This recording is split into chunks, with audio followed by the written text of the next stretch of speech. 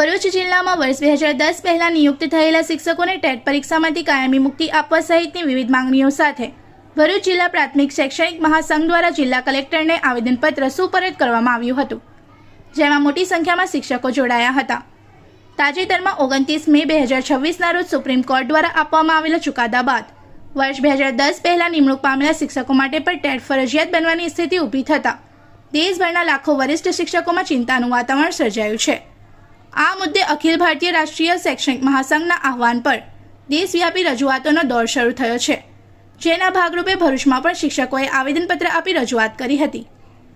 મહાસંઘના પ્રમુખ પ્રવીણ સોલંકીના નેતૃત્વમાં રજૂઆત દરમિયાન વર્ષ 2010 પહેલા કાયદેસર રીતે નિમણૂક પામેલા શિક્ષકોને ટેટમાંથી કાયમી મુક્તિ આપવા, નવા નિયમોને ભૂતકાળની અસરથી લાગુ ન કરવા, વરિષ્ઠ શિક્ષકોની સેવા, વરિષ્ઠતા, બઢતી સહિતના હકોનું રક્ષણ કરવા તેમજ કેન્દ્ર સરકાર દ્વારા સંસદમાં વિશેષ જોગવાઈ કરી કાયદાકીય ઉકેલ લાવવા માંગ કરવામાં આવી હતી.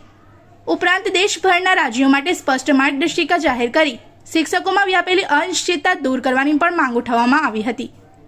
જિલ્લા પ્રાથમિક શૈક્ષણિક મહાસંઘના હોદ્દેદારોએ જણાવ્યું હતું કે સુપ્રીમ કોર્ટના ચુકાદાના કારણે લાખો વરિષ્ઠ શિક્ષકોના મનોબળ પર પ્રતિકૂળ અસર થઈ રહી છે અને તેમના ભવિષ્ય અંગે ચિંતા ઊભી થઈ છે. લોકશાહી વ્યવસ્થામાં સંસદ સર્વોપરી હોવાથી કેન્દ્ર સરકાર શિક્ષકોના હિતમાં કાયદાકીય સુધારો કરીને યોગ્ય ન્યાય આપે તેવી અપેક્ષા વ્યક્ત કરવામાં આવી હતી. આ પ્રસંગે મોટી સંખ્યામાં શિક્ષકો અને મહાસંઘના હોદ્દેદારો ઉપસ્થિત રહ્યા હતા. હું પ્રવીણભાઈ સોલંકી, અધ્યક્ષ રાષ્ટ્રીય શૈક્ષિક મહાસંઘ ભરૂચ જિલ્લો. માન્ય સુપ્રીમ કોર્ટનો 29 મે 2026નો જે ચુકાદો છે એ ચુકાદા સંદર્ભે 2010 પહેલાંના તમામ શિક્ષકોને ટેટ પરીક્ષા પાસ કરવાનું એક ચુકાદો છે અને એ ચુકાદા સંદર્ભે લાખો શિક્ષકોની જે ભવિષ્યની નોકરી છે અને ભવિષ્યના જે લોકોના હિતો છે એ જોખમાં એવી પરિસ્થિતિ છે. ત્યારે અખિલ ભારતીય રાષ્ટ્રીય શૈક્ષિક મહાસંઘે આખા ભારત દેશની અંદર જિલ્લા મથકોએ આવેદનપત્ર આપીને માનનીય વડાપ્રધાન અને માનનીય કેન્દ્રીય શિક્ષણ પ્રધાનને સંસદમાં એક નિયમ લાવીને અથવા તો કોઈ કાયદો બનાવીને આ પરીક્ષા રદ કરવા માટે એક વિનંતી કરતું આવેદનપત્ર આપવા માટેનો આ કાર્યક્રમ રાખેલો છે.